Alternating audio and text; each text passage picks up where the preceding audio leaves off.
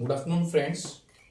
सो आज हम क्लास 9 के लिए एक लेक्चर बना रहे हैं, शुरू कर रहे हैं क्लास 9 का, that is work and energy. बच्चों, वर्क का मतलब क्या समझते हैं? जिस भी आदमी से पूछो तो वर्क का मतलब यही कहेंगे कि भाई कोई काम कर दिया, जैसे कि मैंने किताबें यहाँ से उठा के वहाँ रख दी, या फिर मैं यहाँ से वहाँ चला गया, कुछ भी काम कर दिया। या कोई कहेगा कि भाई मैंने तो जो है ना आज यहाँ पे बैठे बैठे और कुछ चीज़ें याद कर ली। कोई स्टूडेंट है, आप उससे कह रहे हो अरे तुम इतनी देर से यहाँ खड़े हो, क्या काम किया तुमने? कोई काम कर लो भाई, खाम का खड़े हो। जैसे बस में खड़े हैं, भीड़ हो गई है, या ट्रेन में खड़े हैं, तो कोई बंदा कहेगा कि भाई मैंने तो जो है ना, मैं जो लेसन 1 था जो वो सारा रिवाइज कर लिया, मन ही मन पढ़ लिया। ठीक है, तो ये ठीक है, वो बंदा कह रहा है काम है, पर फिजिक्स या किताबें इसको वर्क नहीं मानती। किताबों में वर्क का मतलब होता है कि कोई चीज एक जगह से दूसरी जगह पे डिस्प्लेस हो जानी चाहिए, मूव कर जानी चाहिए, केवल तभी वर्क हुआ माना जाता है। और सही पूछो ना बच्चों, तो वर्क तब भी नहीं माना जाता कई केसेस में। वर्क का मतलब ये नहीं है जैसे ये बॉडी यहाँ है, आपने फोर्स लगाया उसको मूव करा दिया। अब तक तो मैंने खुद ये कहा कि अगर आप किसी बॉडी पर फोर्स लगा के इसको मूव करा दिया तो वर्क कहा जाता है, ये मैंने कहा। लेकिन मैं दोबारा करेक्ट कर रहा हूं अपने आप को। कई केसेस में आप फोर्स लगा रहे हैं, डिस्प्लेसमेंट भी हो गया, बॉडी मूव भी कर गई, फिर भी जो है वर्क नहीं माना जाता है। ये बहुत ही 9th क्लास के बच्चे के लिए काफी क्यूरियस चीजें हैं वर्क के बारे में। फिर भी हम कोशिश करेंगे 1-2-3 लेक्चर में इसको समझाने की। देखो बच्चों, वर्क का मतलब क्या है? वर्क को कैपिटल W से लिखा जाता है। इसका फार्मूला किताबों में रहता है FS कोस थीटा। ठीक है, वैसे कोस थीटा, FS कोस थीटा को या इसको ऐसे लिख लो या इसको ऐसे भी लिख सकते हैं। कई किताबों में ऐसे 9th तक में इस तरीके से रहता है। एक सेकेंड, हाँ, तो इसको लिखते हैं, किताबों में ऐसे भी लिखते हैं, W is equal to F dot S भी लिख देते हैं। ये 11th क्लास में लिखते हैं, 9th में तो नहीं है डॉट का। ठीक है, ये 11th क्लास में ऐसा लिखते हैं। धीरे धीरे जानेंगे बच्चे, थोड़ा सा शांति से पढ़ेंगे क्योंकि वाईफाई लग गया है, तो थोड़ा सा शांति से पढ़ेंगे। F डॉट S हो गया। इसको ऐसे भी लिखते हैं बच्चों, क्या? ये जो ऊपर फॉर्मूला है, ये कोस थीटा या तो S के साथ जोड़ लो, इसको अलग बोल लो। इसको ऐसे लिख सकते हैं, work is equal to F into में क्या, S कोस थीटा, ये बोल लो। या इसको ऐसे भी बोलते हैं कि ऐसे भी समझ सकते हैं, W is equal to cos theta को F के साथ जोड़ दो, F कोस थीटा इनटू में S।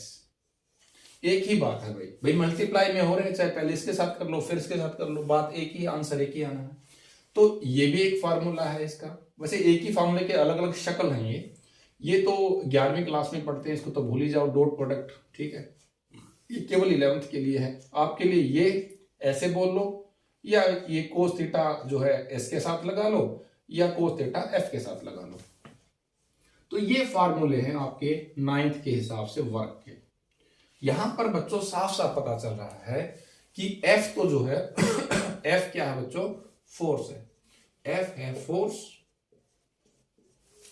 और S क्या है? S, ये S जो है, ये जो है ये बच्चों है डिस्प्लेसमेंट। डिस्प्लेसमेंट, ये डिस्प्लेसमेंट है, मतलब आपने किसी बॉडी को कितना डिस्प्लेस कर दिया। जैसे मान लो यहां पर कोई बॉडी रखी है, कोई ऑब्जेक्ट रखा है, कोई मास रखा है, और ये सरफेस है। आपने यहां पे फोर्स लगाया, ऐसे फोर्स लगाने से ये बॉडी यहां तक आ गई। वैसे डॉटेड पहले होना चाहिए था, चलो कोई बात नहीं, आप समझ जाओ कि यहां पे पहले केस थी, बाद में आप यहां पे आ गए, ये निःशब्द फाइनल था। तो यहां से लेके यहां तक इतना आपने डिस्प्लेस कर दिया S। तो ये डिस्प्लेसमेंट है बच्चों, कितना? Metre, centimetre, millimetre. ठीक है, दिस इज S। ये फोर्स आपने लगाया, तो फोर्स और S वो चीजें हैं।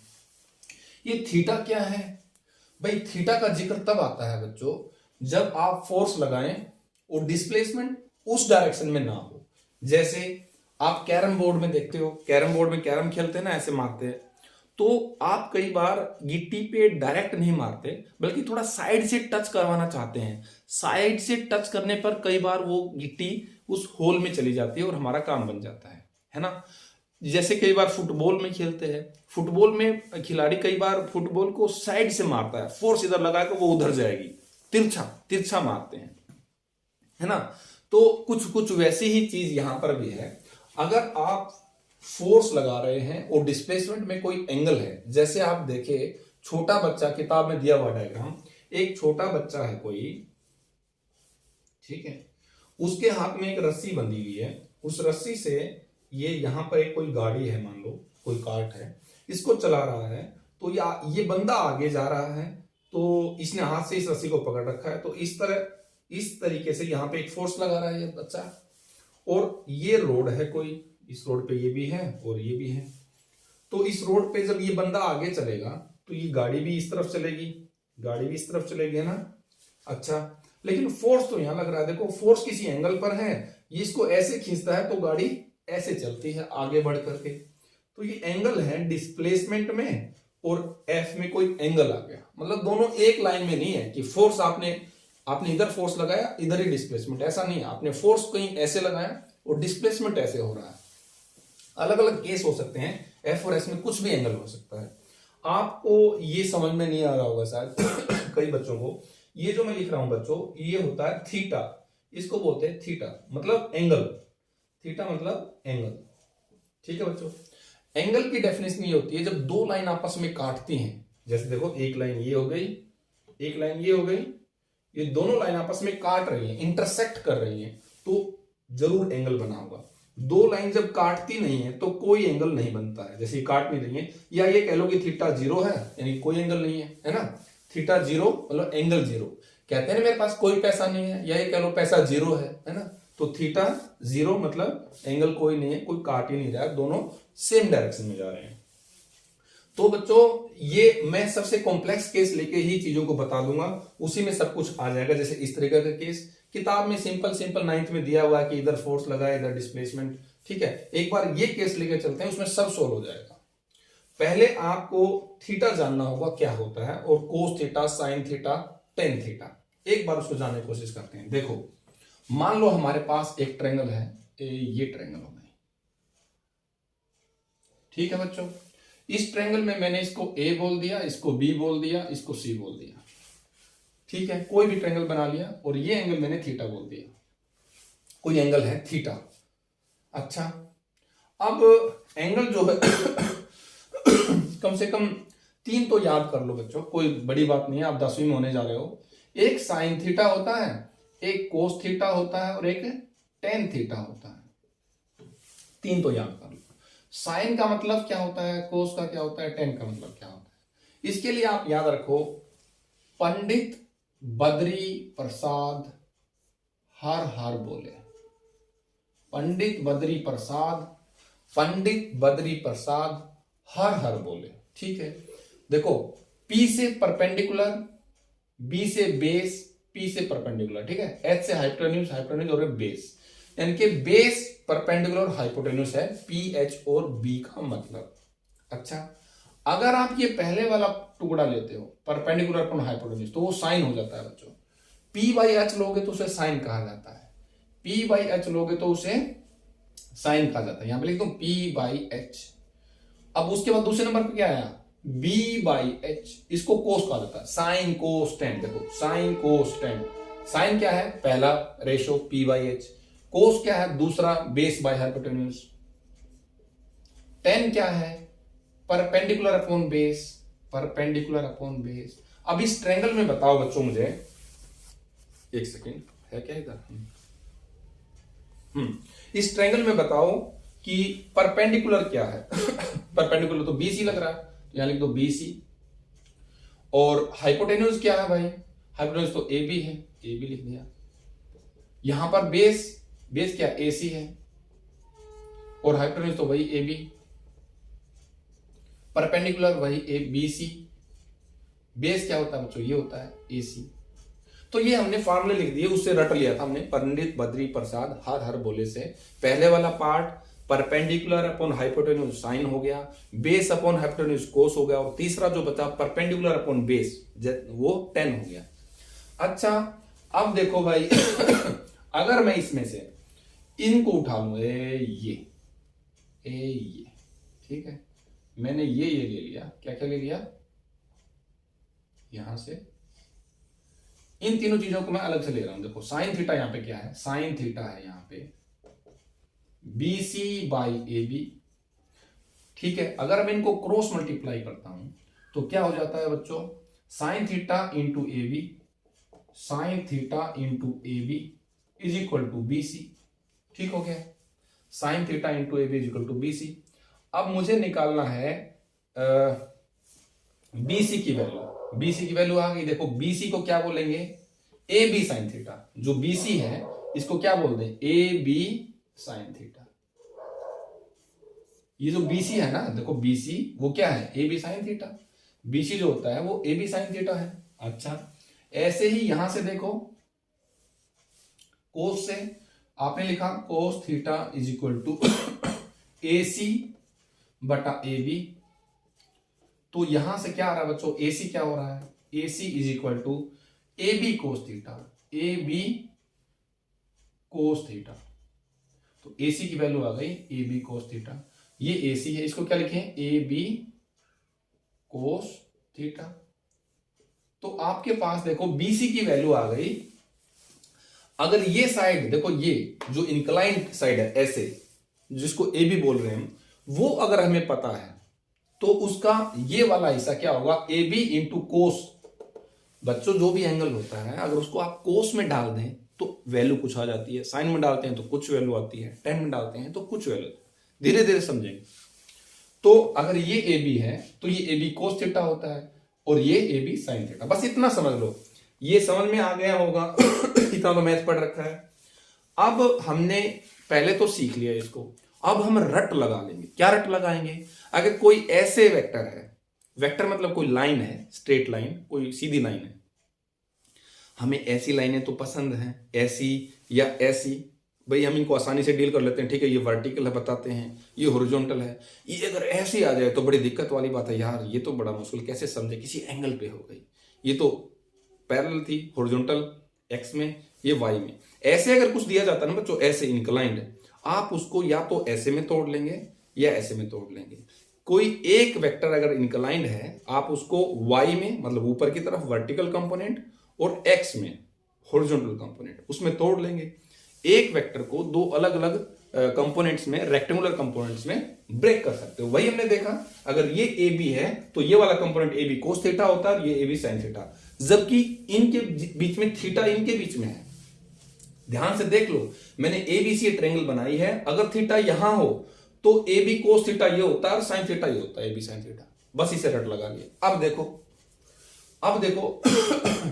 अब मैं इसमें क्या चेंज करूंगा, ये जो F कोस थीटा है बच्चों, देखो इसी फॉर्मूले को देख लो पहले। यहां पर जो आप F इधर लगा रहे थे, F इस तरफ लगा रहे थे ना, रस्सी खींच रहे थे, तो उस F का इस तरफ कंपोनेंट क्या आ जाएगा, कोस थीटा। देखो जैसे ये AB था इधर, तो इस तरफ आ गया था AB कोस थीटा, यहां पर AB नहीं F है, कुछ भी नाम है F है, तो इधर कंपोनेंट होगा F cos theta, F cos theta, और इनटू में ऐसे इधर ही था। इसका मतलब हमें यहां से ये पता चलता है कि ये जो F और S की मल्टीप्लाई आप करते हो, असल में तो देखो इससे देख लो, इससे देख लो, इससे या इसे किसी से भी देख लो, ये पता चल रहा है कि F और S की गुना ही होती है वर्क डन।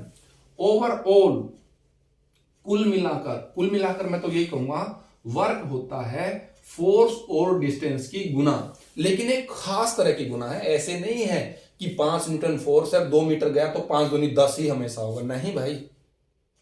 हाँ ये तो सही है कि these are the force and distance which is going to be multiplied to get the value of work done।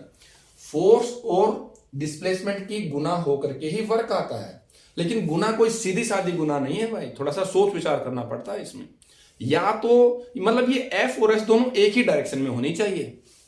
देखो इधर डिस्प्लेसमेंट इधर था, आपने F को जो कि इंक्लाइन लग रहा था उसका F का एक कंपोनेंट ले लिया इधर, क्या F का ये वाला हिस्सा, AB का ये वाला हिस्सा AB कोस थीटा, तो एफ का ये वाला हिस्सा इधर एफ कोस थीटा, मतलब इधर एस है, ये देखो इधर आपकी गाड़ी मूव करेगी तो इधर एफ कोस थीटा हो जाएगा। अब क्या हुआ, एफ कोस थीटा भी इधर आ गया और एस भी इधर आ गया। अब ठीक है, बस यही डेफिनेशन है वर्क की कि फोर्स और डिस्प्लेसमेंट दोनों एक ही डायरेक्शन में अगर हो तो गुना कर लो, भाई बात खत्म। अगर फोर्स और डिस्प्लेसमेंट एक ही डायरेक्शन में नहीं है तो आप उनकी मल्टीप्लाई नहीं कर सकते, फिर theta will come into the picture, तब वो थीटा पिक्चर में आ जाएगा, फिर कोस वगैरह लगाएंगे, कुछ कुछ करेंगे, है ना। तो ये बात दोबारा से सुन लीजिए बच्चों, वर्क का फार्मूला वैसे तो एफ एस होता है, छोटी किताबों में चौथी पांचवी छठी में आप W/Fs लिख सकते हो, लेकिन 9th क्लास एक ऐसी स्टैंडर्ड क्लास शुरू हो गई है कि आप वर्क को फोर्स और डिस्प्लेसमेंट की गुना नहीं बोल सकते। छोटे बच्चे बोल सकते हैं, आप उसको ठीक भी कर देंगे, लेकिन अब आपका दिमाग डेवलप हो रहा है और आप तैयार हो रहे हो 11वीं क्लास के लिए, है ना। अगले एक साल में 1.5 साल में आप 11th में चले जाएंगे, जो कि अपने आप में बहुत बड़ी क्लास होती है, उसमें सब कुछ आ जाता है। तो अब आपको जानना होगा कि जो वर्क होता है वो फोर्स और डिस्प्लेसमेंट की गुना तो होती है, मना नहीं करते, लेकिन दोनों एक ही डायरेक्शन में होने चाहिए। यहां पे फोर्स इधर है, डिस्प्लेसमेंट इधर है, या तो इस फोर्स का कंपोनेंट इधर ले लो या इस डिस्प्लेसमेंट का कंपोनेंट इधर ले लो। देखो इस फार्मूले में मैंने क्या किया, एफ कोस थीटा लिया, यानी कि फोर्स का कंपोनेंट डिस्प्लेसमेंट की डायरेक्शन में ले लिया, और इसमें देखो बच्चों क्या किया मैंने, एस कोस थीटा, मतलब एस इधर है तो ये वाला हिस्सा एस कोस थीटा हो जाएगा। भाई मैंने क्या कहा, पहले तो हमने सीख लिया तरीके से, फिर रट्टा लगा लिया। क्या रट्टा लगा लिया, देखो रट्टा ये लगा लिया, अब वो सीख लिया तो छोड़ दो उसको। अगर ऐसे आपके पास कोई चीज है, मान लो ऐसे है, एक मिनट, अगर कोई चीज ऐसे है एस और इधर कोई थीटा है, तो ये थीटा है, तो ये वाला कह रहे कितना होगा बताओ। तो ये अगर एस है तो ये एस कोस थीटा होता है, ये अगर एस है तो ये कोस थीटा होता है, या ये कुछ दिया है तो ये कोस हो जाएगा, ठीक है। हाँ थोड़ा ध्यान ये रखना, ये परपेंडिकुलर होता है भाई, ऐसा नहीं है कि आप इसको आगे तक ले जाएं, है ना। तो इसमें थोड़ा सा मॉडिफिकेशन करूंगा बच्चों, एक मिनट। ये आपका कोई वेक्टर हो, मान लो एफ है और यहां पर आपने ऐसे खींच रखा है, ये परपेंडिकुलर यहां तक, ये एफ है तो यहां तक ये होता है F cos theta.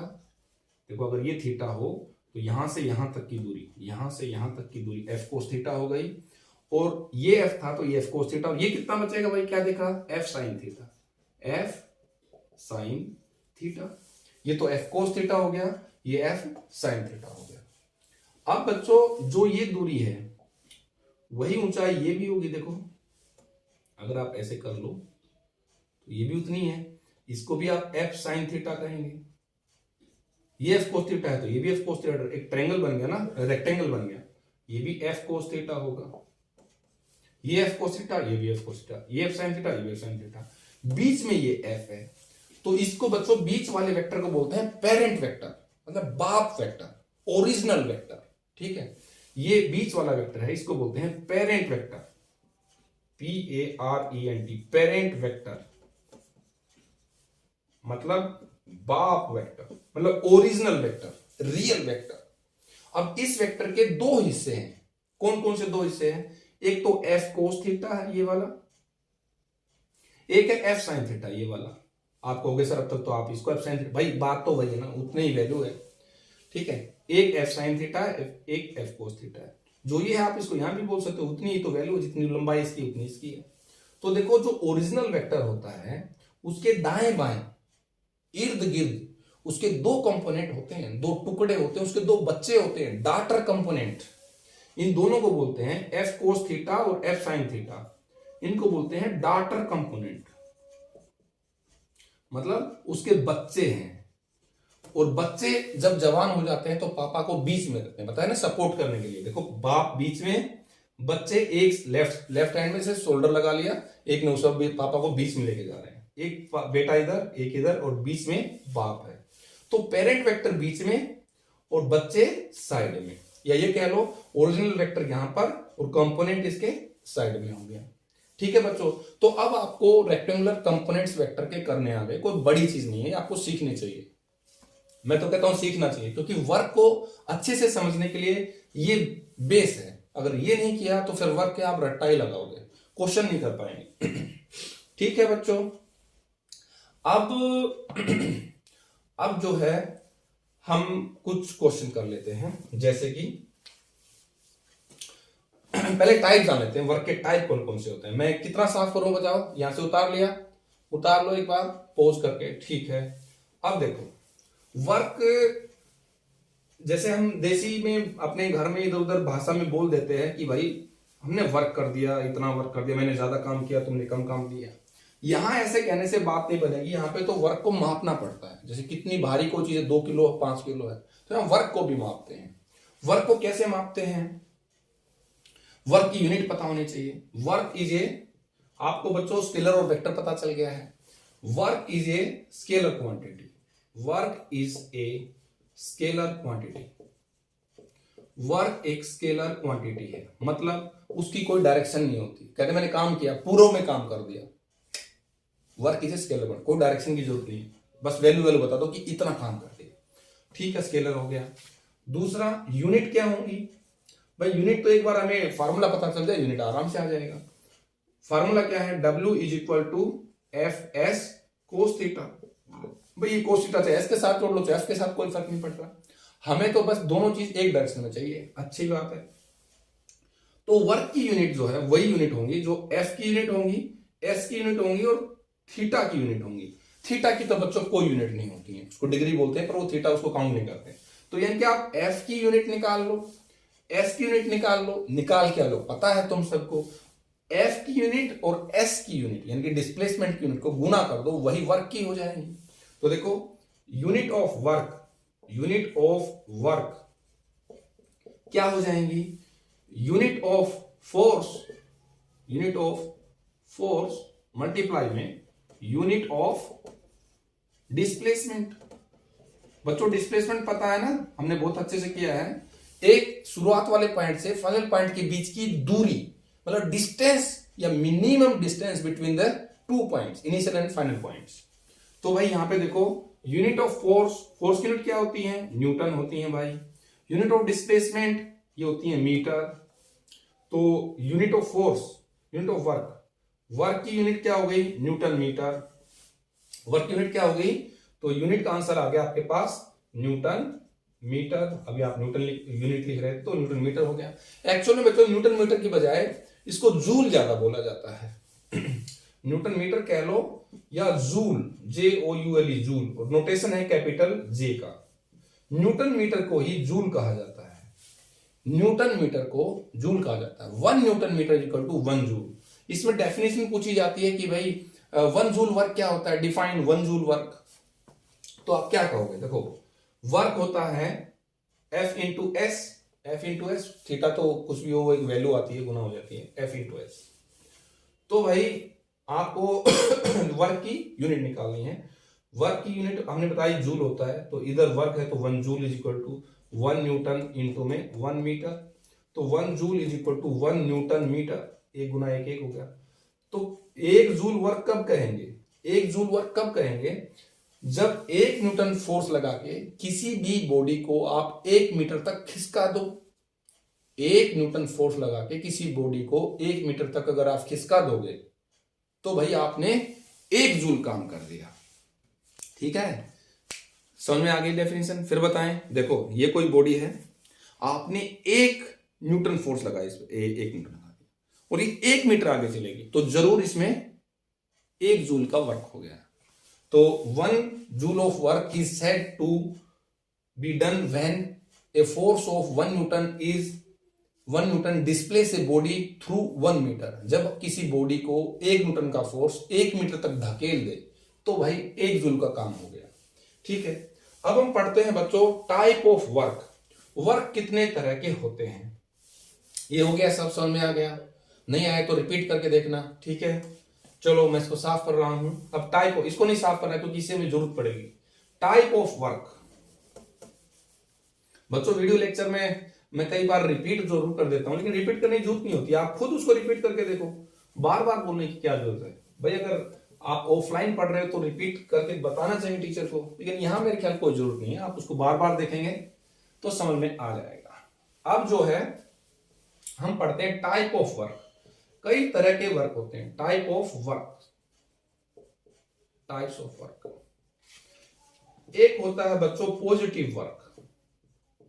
Positive work, positive का मतलब आपने फोर्स लगाया और काम हो गया। आप कहोगे कि सर ये कैसे है, हम फोर्स लगाएं काम तो होगा ही, क्यों नहीं होगा? अरे भाई एक बात बताओ, आप अपने हिसाब से नहीं बता सकते कि वर्क ये होता है। वर्क तो ये होता है भाई, किताबों में यही फार्मूला है वर्क का। अब इसमें एक बात बताओ, अगर एफ की वैल्यू 0 हो गई, जैसे आपने कहीं फोर्स ही नहीं लगाया, आप सीधे खड़े हो, आप कह रहे हो भाई इसको धक्का मार दो गाड़ी को, आप धक्का ही नहीं मार रहे हो, तो आपके द्वारा कोई काम ही नहीं होगा। आप जब फोर्स लगाओगे गाड़ी पे, जब धक्का लगाओगे, तभी तो काम होगा। ठीक है, एक तो बात ये हो गई कि वर्क 0 कब होगा। पहले पॉजिटिव बता रहा हूं क्या, पहले मैं 0 की बात कर लूं, पहले 0 वर्क की बात कर लेता हूं बच्चों। पहले 0 वर्क की बात करता हूं, तुम्हें ज्यादा समझ में आएगा। 0 वर्क, वर्क 0 भी हो जाता है। कब कब 0 हो जाएगा? देखो 0 वर्क की कंडीशन देखो, पहला या तो एफ ही 0 हो, एफ 0 हो तो सारा एक चीज 0 सबको 0 बना देगी। एफ अगर 0 है तो वर्क 0 हो जाएगा। ये तो सर कोई बड़ी बात नहीं है, तो हमें सबको पता है। ठीक है भाई, तो दूसरी बात बता दो, अगर फोर्स हो, जैसे मेरे पास फोर्स, अभी मैं फोर्स लगा दूं किसी चीज पर, तो मेरे फोर्स लगाने के बाद भी वर्क 0 हो सकता है क्या? अगर हो सकता है तो वो किन किन हालातों में, किन किन कंडीशंस में, किन किन सिचुएशंस में हो सकता है?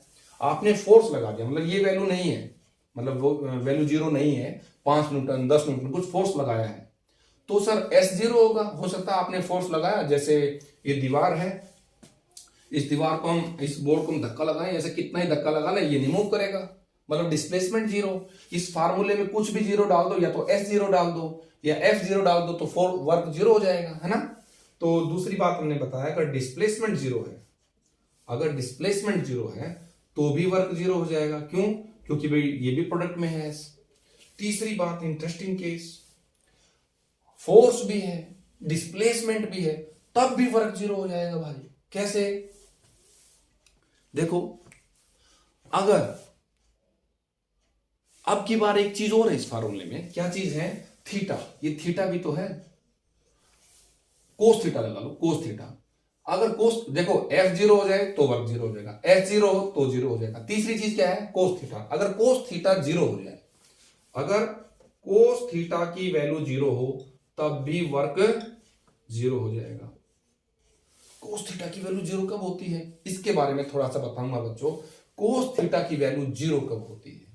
जब कोस 90 की वैल्यू 0 होती है। अभी थोड़ा समझाऊंगा और गहराई में, टेंशन मत लो, बहुत गहराई से समझाया जाएगा आपको। 90 डिग्री पर अगर फोर्स और डिस्प्लेसमेंट हो तो वर्क डन 0 होता है।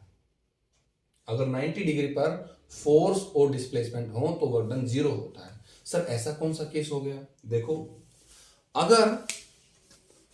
अगर हमारे पास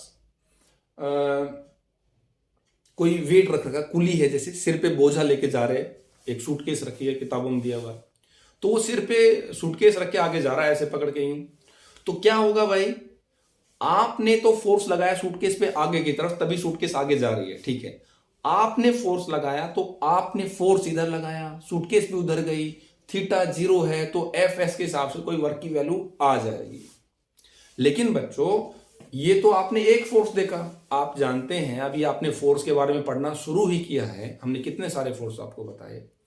कई बार ऐसा होता है, जैसे इसी केस में एक टाइम पर एक नहीं कई सारे फोर्स लग रहे हैं। यहां पर तो आपने एक मैकेनिकल फोर्स लगाया, मस्कुलर फोर्स लगाया कि भाई वो रख रहे हैं और आगे उसको लेके जा रहे हैं, लेकिन इसी टाइम पर एक ग्रेविटेशनल फोर्स भी तो लग रहा है, मतलब उसका जो वेट है, जो मास हमने रखा है ऊपर, जो सूटकेस रखा है, उसका वेट नीचे की तरफ लग रहा है, अर्थ उसको खींच रही है नीचे की तरफ। तो अगर आपने अपने द्वारा लगाए हुए फोर्स के द्वारा तो वर्क निकाल लिया, क्योंकि आपने फोर्स उधर लगाया, डिस्प्लेसमेंट उधर हो गया, थीटा 0 तो एफ एस की वैल्यू आ गई, मतलब वर्क की वैल्यू आ गई, कुछ ना कुछ समथिंग जूल। लेकिन इसी दौरान बच्चों एक ग्रेविटेशनल फोर्स भी है जो नीचे लग रहा है। वो ग्रेविटेशनल फोर्स क्या करेगा? वो तो नीचे लग रहा है, देखो ऐसे, वो तो नीचे की तरफ लग रहा है, लेकिन डिस्प्लेसमेंट बॉडी की कहां हो रही? सूटकेस की आगे। डिस्प्लेसमेंट वहां, फोर्स यहां पर ग्रेविटेशनल फोर्स के द्वारा कोई काम नहीं हुआ, जीरो। क्योंकि एफ एस कोस 90 थीटा हमेशा एस और एफ के बीच होता है बच्चों। तो यहां पर वर्क डन बाय ग्रेविटी जो है वो जीरो हो गया, क्योंकि कोस 90 जीरो होता है। मैं एक बार कोस का आपको कर्व बता देता हूं। 9th क्लास में ज्यादा नहीं तो 2-4 वैल्यू जरूर पता होनी चाहिए। कोस का एक ग्राफ में बना दूं बच्चों, ये आपको समझ में आ गया भाई, सीधी सी बात है। या तो F0 तो जीरो हो जाएगा, S0 तो जीरो। कोस थीटा नहीं, कोस थीटा की वैल्यू जीरो होनी चाहिए। अगर थीटा की बात करो तो थीटा 90 होना चाहिए। मतलब थीटा 90 हो बोलो या कोस थीटा जीरो बोल लो, या तो ये बोल लो कोस थीटा जीरो होना चाहिए, या ये बोल लो कि थीटा की वैल्यू 90 होनी चाहिए। तब जब जाकर के तीनों केस में वर्क डन जीरो हो जाता है। ठीक है बच्चों, अब मैं आपको पहले कोस का ग्राफ बताऊंगा, तब जाकर के आप आगे डील कर सकते हो। देखो एक मैं टाइम देख लू इसमें कितना हो गया है। It is ½ an hour. बच्चों एक बार कोस का ग्राफ बता करके फिर देखते हैं क्या होता है। देखो बच्चों, एक ऐसे लाइन खींच लीजिए एक्स में, एक वाई में। कोस का ग्राफ कैसे होता है, यहां पर आप जीरो से शुरू कर रहे हो, ये कोस 0 पे 1 होता है, 1, और फिर ऐसे सांप की तरह से होता है। ठीक है, तो यहां पर ये जीरो वैल्यू है, इसको हम बोलते हैं पाई बाई टू। ये यहां पे आ गया आपका 0, 1 पाई/2, 2 पाई/2, 2 पाई/2, ये होता है बच्चों 3 पाई/2। और यहां पर जो इसके देखो, ये आधा ये और एक ये पूरा 2 हो गया, ये यहां पर आ गया 4 पाई/2। एक पूरा ग्राफ, एक पूरा चक्कर ये है। तो इसमें देखो बच्चों इस तरफ मैंने एंगल लिया है और इस तरफ वैल्यू ली है। तो 0 जब एंगल था तो कोस की वैल्यू मैक्सिमम होती थी। देखो पूरा ऊंचाई पे गया हुआ, +1 बोलते हैं इसको। जब एंगल आपका बढ़ते बढ़ते बढ़ते 90 हो गया, पाई/2 का मतलब 90, पाई का मतलब 90 होता है ना। पाई का मतलब कई बच्चे करेंगे सर 3.14 या फिर 22/7 होता है। ठीक है भाई, इसकी ये रेडियन में वैल्यू है, इसकी डिजिटल वैल्यू है। वैसे पाई एंगल को बोला जाता है, जैसे आप थीटा इज इक्वल टू 360 बोलते हैं, तो इस 360 को जब आप रेडियन में कन्वर्ट करते हैं तो 360 को 2 पाई बोल देते हैं, 360 को 2 पाई बोलते हैं, और 180 को पाई बोल देते हैं, 180 को पाई बोल देते हैं बच्चों। और एंड सो ऑन, वैसे वैसे आप टुकड़े करते चले जाएं। 360 होता है 2 पाई, 180 होता है पाई, और 90 होता है पाई/2, और नीचे भी आप पाई/4 पाई/3 कर सकते हो। तो बच्चों देखो 0, ये पाई/2 मतलब 90, ये 90 है। तो 0 से 90 का एक अंतराल लिया, यानी कि 1 पाई/2 बोल दिया हमने, 1 पाई/2। यहां पर 2 पाई/2, 2 से 2 कट गया तो इनके पाई आ गया, पाई मतलब 180, ये 180 है बच्चों। यहां पर 3 पाई/2 या 4 पाई/2 मतलब 2 पाई। ठीक है, तो 0 पाई/2, पाई, 3 पाई/2 और फिर 2 पाई। ठीक है, ये अलग अलग जगह पे कोस की वैल्यू इससे याद रखी जा सकती है, वैसे रट्टा नहीं मारोगे, इसको याद रखो ग्राफ को। यहां पर देखो ये +1 हो गया, यहां पर 0, देखो ये यहां पर क्या बोलते हैं, फर्स्ट फ्लोर पे था, तो पूरा एक वैल्यू थी, ऊपर बैठा था। नीचे आ गए, जब एंगल की वैल्यू 90 हुई तो ये खुद 0 हो गया। एंगल की वैल्यू 90 हुई तो ये ग्राउंड फ्लोर पे आ गया। लेकिन जब एंगल की वैल्यू 180 हुई तो ये नेगेटिव में चला गया, अंडरग्राउंड बेसमेंट में। कितना? -1 बच्चों, -1 हो गया।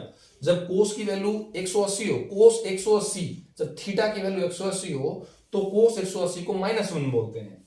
और यहां पर देखो, यहां पर कितना 270 हो गया ना। ये अगर आप 270 गुना करेंगे, 3 × 180/2, पाई/2 90 होता है, 90 दूनी 9 30 27, 270 डिग्री। 270 जब होता है तो फिर 0 हो जाता है, ये फिर ग्राउंड पे आ जाता है, कोई उधार नहीं है, कोई कमाई नहीं है। फिर उसके बाद जैसे ही आपका एंगल और बढ़ता है और आप आ जाते हो किस पे, 2 पाई यानी कि 360 पे, तो फिर ये +1 हो जाता है। देखो ऊपर आ गया, ग्राउंड से फर्स्ट फ्लोर पे आ गया। तो ये ग्राफ की वैल्यू है, कोई डरने की जरूरत नहीं है, क्या बता दिया सर। ठीक है, वैसे बताया तो 10th में या 11th में जाता है, लेकिन कोई जरूरत नहीं है बच्चों, मतलब कोई घबराने की जरूरत नहीं है। जरूरत तो है इसकी, पर टेंशन मत करो, देखो सब सामने तो आ गया। एक ऐसे लाइन खींचो, एक ऐसे खींचो, ऊपर से शुरू होता है, यूं करके कुछ भी बना दो। पहला पॉइंट जो काटे उसको π/2, दूसरे वाले को 2π/2, फिर 3π/2, फिर 4π/2। एक पाई का मतलब 180 होता है, या 2 पाई का मतलब 360 होता है। अब ये +1 देखो, ये 0, ये मीन पोजीशन समझ लो, ये ग्राउंड है, ये ग्राउंड के ऊपर ये पहली मंजिल, यहाँ पे पहली मंजिल बन रही है, यहाँ पे बन रही है, ये अंडरग्राउंड है, और यहाँ पर 0 पे है, ग्राउंड पे है। ठीक है बच्चों, तो मैंने cos 90 0 बताया था। देखो 90 कहां हुआ, ये तो cos जब 90 एंगल पे बात करते हो तो ग्राउंड पे होता है, बिल्कुल 0, ना कुछ कमाया ना कुछ उधार लिया किसी से, अपना 0 बैलेंस पे बैठा है 90 पे। तो cos थीटा की वैल्यू जब 90 पे पता करोगे तो 0 होती है। cos की वैल्यू 0 पे, देखो 0 कहां है, ये यहां 0 है, 0 पे तो भाई पूरी वैल्यू होती है। cos की मैक्सिमम वैल्यू होती है 0 पे। जब एंगल 0 हो, फोर्स भी इधर, डिस्प्लेसमेंट भी इधर, एंगल 0, तो cos 0 1 हो जाता है। देखो अगर आप इसको ऐसे धक्का मार रहे हो, फोर्स आपने इधर लगाया, डिस्प्लेसमेंट भी इधर ही हो गया, डिस्प्लेसमेंट भी इधर ही हो गया, थीटा 0 है, तो Fs cos theta, Fs cos theta जो भी था, F cos theta into S, cos theta 0, तो ये फॉर्मूला Fs हो गया। ये फॉर्मूला किस में बच गया, cos 0 1, तो Fs ही रह गया। छोटी क्लासों में यही बताया जाता है, work is equal to Fs, लेकिन यहां पर हमने बताया कि भाई एंगल जब जैसे से वैल्यू चेंज करता है तो उसकी वर्क की वैल्यू भी बदलती है। ठीक है बच्चों, अच्छा ये आप सब याद रखना। अब आज का लेक्चर मेरे ख्याल में 9th क्लास है तो इतना ही रहने देते हैं। हाँ 11th 12th को हम जरूर 1 घंटे की क्लास तक ले जाएंगे। तो बच्चों इसको यहां तक रिवाइज करें, मेरे को बार बार बोलने की जरूरत नहीं है, ये तो डिजिटल क्लास है, आप इसको दोबारा से रिवाइज करें, पूछें, और कल में दोबारा इसको जब लेके आएंगे तो एक बार फिर से रिपीट कराएंगे, क्वेश्चंस की सहायता से इसको और अच्छे से जानेंगे। ठीक है बच्चों, तो अपना काम करते रहें, keep doing your hard work, till then bye bye, all the best students.